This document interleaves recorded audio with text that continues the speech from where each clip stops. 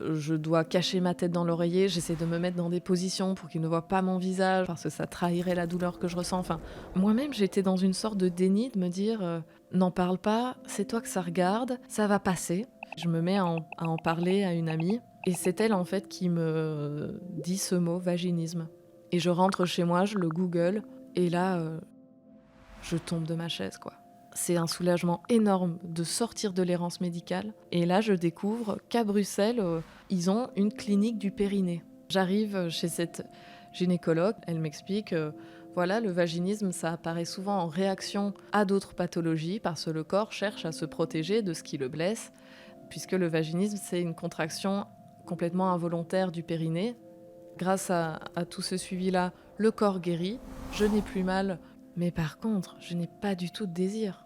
Mon rapport à la sexualité est brisé, ma libido est inexistante.